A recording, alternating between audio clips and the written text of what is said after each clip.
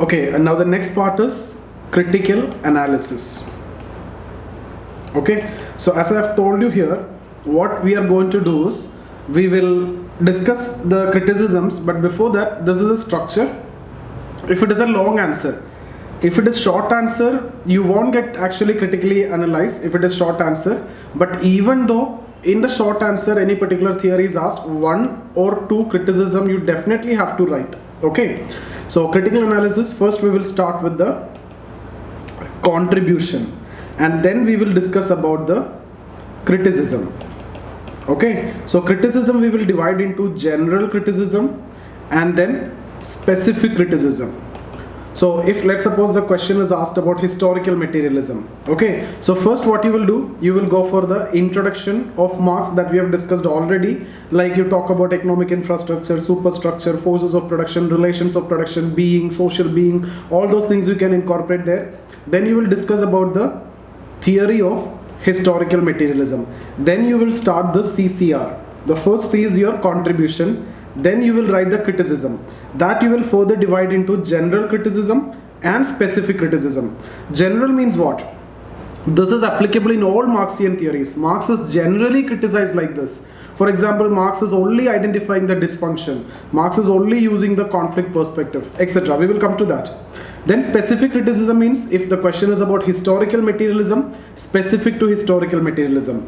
If the question is about class struggle, specific to class struggle. If it is about alienation, specific to alienation. So here the structure will remain the same for all the question. In the specific criticism it will change, and also this part, theory part also it will change. If the question is historical materialism, theory of historical materialism, specific criticism, historical materialism. Introduction remains same, contribution remains same, general criticism remains same, and then finally relevance of Marx. You will conclude it with the relevance of Marx, that also will remain the same. So one, this is second part, this is the third part, there is a fourth part. This four parts will remain almost the same, keeping in mind that one long question only will be asked from Marx. Okay, so the chances are very rare that two questions will be asked from Marx. Thinkers, they may ask you 4 or 5 questions, but from different thinkers. Okay, so in that context this approach won't be a big problem for all of you. So this is how we are going to do. So today we are going to talk about contribution, then criticism in that general and specific, and then we will talk about the relevance. Now tell me, generally what are the criticisms? Marx is generally criticized as a reductionist.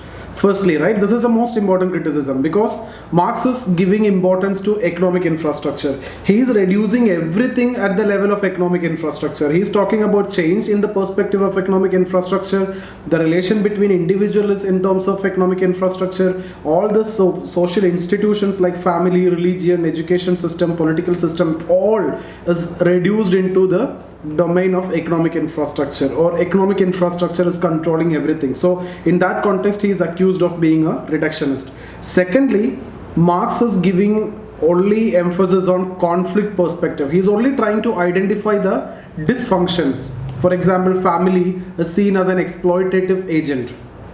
Education is seen as merely creating the labor force which is required for the capitalist or the system. Religion is seen as heart of heartless world and soul of soulless condition, and just opiating the masses. It's the opium of masses. Constitution is seen as a executive document of bourgeois. Okay, and the parliament is seen as an executive committee of bourgeois. So everything is seen in a dysfunctional term or by using conflict perspective, but there are functional elements for family. Family is providing a lot of functions. Religion is having some functions like integration. Division of labor also have so many functions. So he is ignoring all those functions and trying to see only the conflict side of any social institutions. Thirdly, Marx is talking or giving importance to macro. Okay, that means importance to society by ignoring micro. Okay, so which thinker you will use here to criticize ignoring micro? You can use Weber, because Weber is talking about using micro perspective, understanding the internal meanings of the individual, but Marx is giving importance to society using macro. And which thinker you can use here in case of conflict dysfunction? You can use mainly Durkheim, because Durkheim was a functionalist. Okay, so these are the main criticism, and the thing is that in case if you don't know any specific criticism, this general criticism is actually enough for you to write a very good answer. If this three is known to you, any point of time if you can reproduce, first one, Marx is a reductionist. Second one, giving importance to conflict perspective. Third one, you can say giving importance to macro approach. And you can talk about Durkheim here, you can talk about Weber here. You can also talk about the theories which are made by Marx as not relevant, the utopian concept of communism, etc. All these are the criticism. If you want, you can also talk about the criticism on class polarization. It never happened. Instead, this structure is more visible, that the middle class is widened. You can use Weber here again. So if you, I am sure that we have took up this discussion many times in Marx, and you might be very thorough with all these points that we have already covered in various lectures. So the criticism part will not be a problem. That is a general criticism. Even if you don't know any specific criticism, your general criticism will actually save you, because that is going to fit into any of the question which is asked. Okay. Now, contribution. Although Marxian theories have been criticized on number of accounts, but his contribution to the development of sociological theory, introduction of new concepts and new methods remain unparalleled. Marxian theories emerged as a radical perspective in the understanding of society during 19th century. This contributed a lot towards generation of balanced understanding of society, because it highlights the two sides. Now you can see the other side also. Apart from this, Marxian concerns motivated new areas of research and new streams within sociology. For example, sociology of work, industrial sociology, etc., of their origin to the concerns raised by Marx. Marx's contribution must also be analyzed in terms of qualitative changes in the policies of the state during 19th and 20th centuries, the welfare legislations of labor, changes in the nature of capitalism can be easily be linked to Marxian theories. In this context, it is said that Marx has saved capitalism. Why? Because you can see a lot of welfare policies from the state and also continuous modification in the capitalism, right? Because the capitalist actually understood if things are going like this, if things are going against the workers, there may be a revolution, as discussed by Marx. So the capitalists tried to prevent it by giving a lot of facilities and by continuous modification within the system, like giving education to the children of the workers, the insurance, health insurance, etc. So all these modifications are because of Marx only. So in that context, you can say Marx have saved capitalism. Now, general criticism. Marx is often accused of being reductionist. We have discussed this because he lays overemphasis on material factors over others. He tends to reduce the process of change to changes in productive forces, whereas nowadays the elements of superstructure also has the potential to cause change. Moreover, in the present IT-based society, even the ideas of individual can bring profound changes in society. This is what actually Hegel also saying. It is the ideas, but what is the problem? Problem is ideas are part of superstructure, and Marx is giving importance to what? Economic infrastructure. That is the main problem. Okay. Second, Marx has overlooked equilibrium in the order in society and overemphasizes on conflict. So there is a second criticism, and the dynamism is understood only in the context of conflict, whereas society may change in order to bring equilibrium. Okay, so for example, later we will discuss about Parson. Parson will say there are certain mechanisms in society, and they fulfill needs for the society, and this will keep the society in equilibrium. Okay, now at some point of time this equilibrium may break. Okay, so what will happen if equilibrium break? That means if disturbance occur, there will be a feedback given, and then different mechanisms will operate and fulfill needs and bring back equilibrium again. So here the social change is actually temporary. For example, there was joint family before. Okay, so now that maintained that equilibrium, joint family. But when industries emerged, Industry require, geographical mobility of the people or the workers. So nuclear family is more preferred. So there was a disturbance. So the feedback was given. So nuclear families emerged and fulfill the needs, and then equilibrium. Okay, now with the nuclear family, now also you can see the changes, like now maybe live-in relation or single parent family, etc. Because even the marriage is also a big problem nowadays. Okay, so or if you can talk from other dimension also here, we will discuss this in detail in the discussion on Parson. Other dimension may be like internet emerged, okay, then a lot of cyber crimes, so equilibrium broke. Then what happened? New mechanisms came, like new law, cyber laws, etc. So fulfill the requirement and will bring back the equilibrium. So society may change to bring the equilibrium back also. Okay, so Marx is emphasizing only on conflict. Though you can talk about Durkheim, so Durkheim is also talking about functions of religion, family, etc.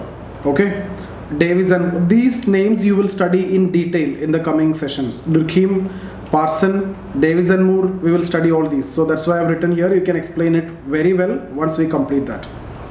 Okay, Durkheim, it is coming. Durkheim argued that certain degree of crime was essential for maintaining the social order. At the same time, Marxian analysis of conflict is highly incomplete, as he only talks of conflict at the level of class. A more comprehensive understanding of conflict explains both micro and macro level of conflict. Conflict is not only at the level of class. Conflict you can see at the level of caste, tribes and everywhere. But Marx is only identifying at the level of class. While explaining the cause of conflict, Marx takes into consideration the contradictions in the production process. Whereas, please let me complete it. Huh? Okay, sorry. What you're asking? So I'm saying, sir, could not understand this line, sir. At the same time, Marxian analysis of conflict is highly incomplete, and it talks about of conflict at the level of class. You're not able to understand? Yes, sir. That's what I'm saying. Marx is only talking about conflict at the level of class. Between upper class and lower class, there is a conflict, and that is because of material condition. This is what Marx is talking about. This is very incomplete. The conflict can be for many reasons and in many dimensions. For example, there are caste conflict. Caste conflict is not at all related to economic condition or economic infrastructure. It is related to the entirely different reason. But sir, when we are talking about Marx, so at that time, the society which we are talking about there, so there is caste, sir? No, we are just trying to understand what is the Marxian theory. So we are not comparing whether Marx written is correct or not. In that case, we cannot even talk about the capitalism also, because now the capitalism is entirely different. So we are saying there are many other dimensions. Oh, okay.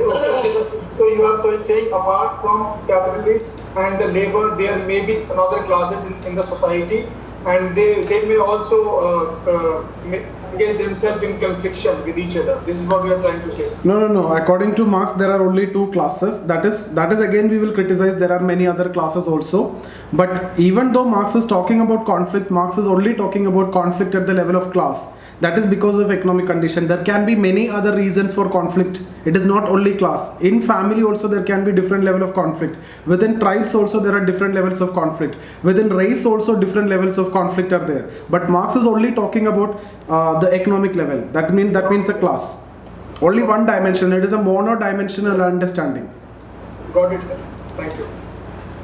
While explaining the cause of conflict, Marx takes into consideration the contradictions in the production process. That means only at the production process, the contradictions is Marx discussing.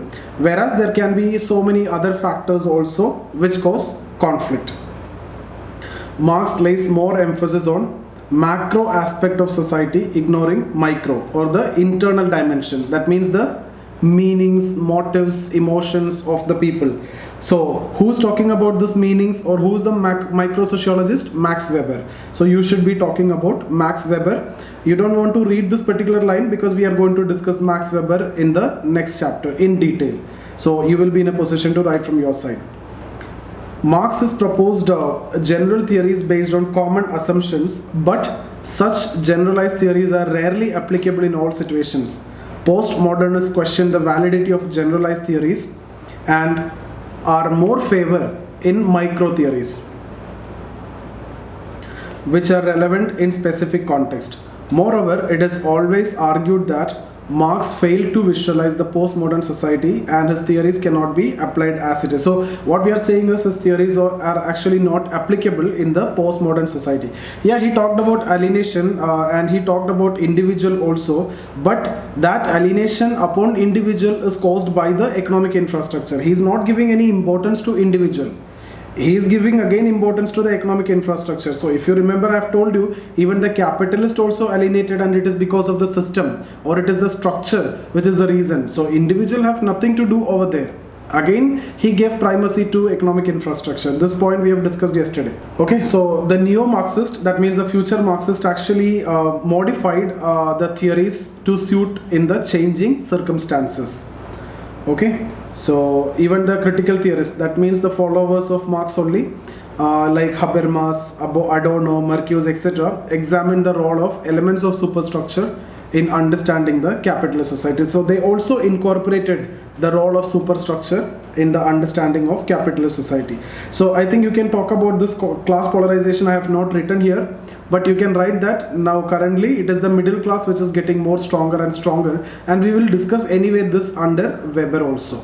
So Marxian idea of polarization have never come into existence. In fact, this section has got more and more widened even in numbers as well as in their contribution.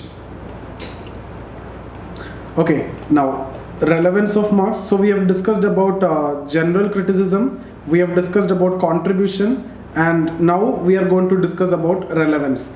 Okay, so the question you can see here, this question is completely talking about relevance. If the question is completely talking about relevance, you need to write more content if related to relevance. Otherwise, if the question is normal, then 1 or 2 lines is enough with respect to the relevance. Okay, so what is Marx's theory of alienation? To what extent the theory is relevant in the present society? So you need to divide this into 2 parts, explain the theory, and then you need to talk relevance in detail here. Otherwise, if simply they're asking you the critical analysis or theory, you just need to write 1 or 2 lines as relevance. Maybe you can say, till the time poverty and exploitation exist, Marxian concerns or Marxian theory is relevant. Like that you can conclude. Discuss Marx's theory of historical materialism. Is it relevant today? So here specifically asking about relevance, so you need to focus on the relevance part. You need to talk about the contemporary society and how is it relevant. Is there any alienation in contemporary society? Okay, is there any the problem of class and class struggle is there or not? Right? So in the contemporary society you can understand this in terms of inequality again. Okay, especially in the developing or the third world countries. So we can see this in 2 parts, how a particular theory is relevant and to what extent it is not relevant. Okay, so for example, you may be able to say that Marxian concept of communism, socialism is not relevant nowadays. Even the Marxian understanding of class struggle is not relevant because class struggle is not going to happen and it will never happen. So in that way you can say it is not relevant. Some ideas, the concerns raised by Marx like poverty, exploitation, etc., and the alienation, all these concepts are very relevant also. So relevance, here I have written what is relevance means. To what extent this theory is applicable? Applicability of the theory in the present context for understanding individual and society. Is it applicable or not? Then it is relevant. Or the applicability of the theory in understanding specific situations like problems, specific problems like social change, crime, corruption. So there can be some application level question also based on this Marxian understanding. So the corruption explained with the Marxian perspective. Like that can be asked. So you can connect it with alienation, you can connect it with economic infrastructure. Okay, so you can connect it with social being, the greed of the social being. All those ideas you need to bring in if the question is asked about corruption. It can be asked, all these social problems, any social problems can be actually answered in a Marxian perspective. So Marxian perspective is already known to you now. Okay, so then the extent of use made by the future theorist of the theory. So these are the 3 dimensions in which you can actually understand the relevance. To what extent you can explain or understand the society? Okay, so then the extent of use actually made by the future theorist. So just now only I have talked about critical school, Frankfurt School, neo-Marxist and feminist, Marxist, feminist. All these are using this Marxian assumptions only. So in that context, this is too much is there, too much content is there for you. Now application in the future. So now again I've given you the answer, but see, this answer actually should come from within. You should be in a position to write. You can read, you can understand, but all these things you don't want to reproduce exactly the same, but understand, and you should be in a position to write. Okay, so although Marx has been criticized on number of accounts, but his theories are still considered relevant. Various theories like historical materialism, class struggle and alienation can be used to understand the society and individual today. For example, Marxian theories have been applied to understand the emerging world order by the world system theorist. Theory by Immanuel Wallerstein is quite famous in this regard. So you can just write this as an example, and this theory you will be studying in the 10th chapter. Okay. Similarly, Marxian ideas have been found highly relevant in understanding the dynamics of present society. Postmodern theorists like Baudrillard and Bach have used the concept of hyper-reality to explain the exploitative system generated by the MNCs. Hyper-reality means you create a hyper-reality through the advertisements, etc., and you can start selling the products. Okay, so like this Fair and Lovely and all those will create a hyper-reality, and they instigate the people to buy their product. In the present society, Marxian idea of alienation has been found highly relevant. Where? In the IT jobs, IT sections, understanding individual and related issues. Various studies on social consequences of IT use the theory of alienation to explain the isolation and the growing psychological disorder due to excessive use of computers, mobile phones, social media platforms, etc. Various crimes like corruption, murders, theft, etc. can be best explained by using this concept. Thus, it is said that Marxian theories are always be relevant up till the time poverty and exploitation exist. If nothing is there with you to write, you at least write this point. Okay, poverty and exploitation is there means Marxian theories, Marxian concept, the emancipatory concerns raised by Marx, all are relevant at any point of time in history, at any situation.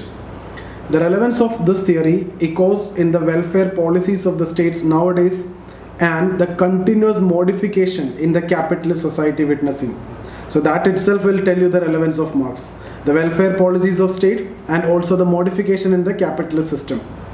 The labor welfare legislations can be attributed to Marxist ideas. Apart from these, existing theoretical perspectives frequently use Marxian assumptions to develop more practical understanding of society. For example, theory of class and class struggle is still relevant for understanding patterns of inequality, especially in the developing and underdeveloped countries. Thus, it is said that howsoever deficient Marxian theories may be in understanding the present reality, still the policymakers and the theorists cannot afford to ignore the questions raised by Marx.